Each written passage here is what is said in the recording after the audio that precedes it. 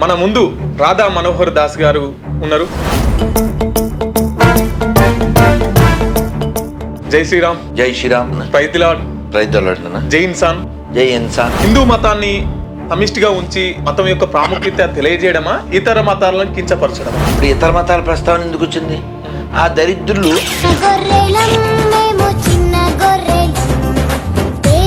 నీతి లేనివాడు ముస్లిం అయినా క్రిస్టియన్ అయినా.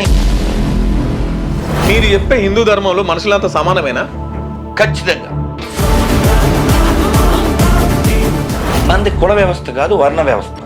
వర్ణ వ్యవస్థలో బ్రాహ్మణులు తల నుండి పుట్టిరు, ఛాతి చేతి నుండి క్షత్రియులు పుట్టిర్లు. బ్రెయిన్ ఉన్న ప్రతివాడు బ్రాహ్మణ్. నేను కావచ్చు అండి బ్రాహ్మణుడు.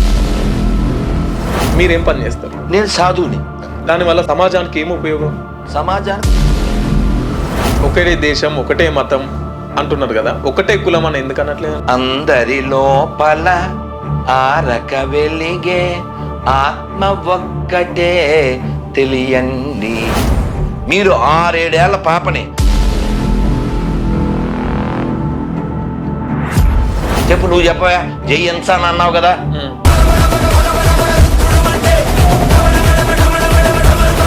అంటే దేవుడు ఉన్నాడని ఏ ప్రామాణికం చేసుకొని చెప్తున్నాను? You are not good anchor. Christian వాళ్ళు ఏసే దేవుడు అని వాళ్ళు అనుకుంటున్నారు, హిందువులు రాముడు కృష్ణుడు దేవుడు అని అనుకుంటున్నారు. కానీ మీరు మొక్కే దేవుడు దేవుడే కాదని చెప్పేసి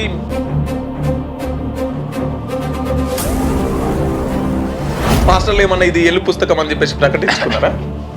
కాదు నాన్న, ఇప్పుడు నువ్వు జర్నలిస్ట్ అని ఎవరు చెప్పారు?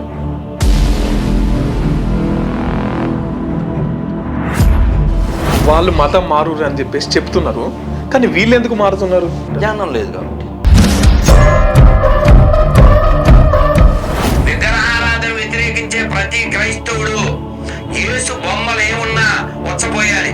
ఆ ఎదవలు అనొచ్చా? తెలుసా నీకు? ఏమన్నారు? విగ్రహారాధన చేసేవాళ్ళు నరకానికి వెళ్తారని.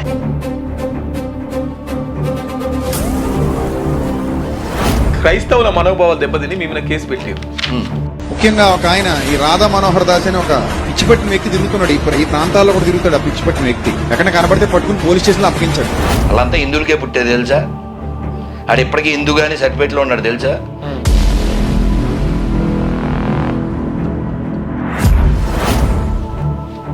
ఈ బ్యాచ్ ఎందుకు మాకు?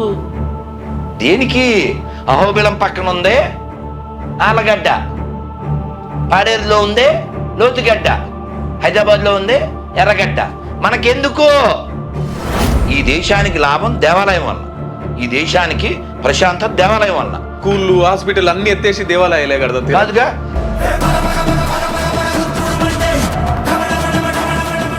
ఎంఫర్ మధు కాబట్టి ఎంఫర్ మగాడు కూడా అవ్వాలంటే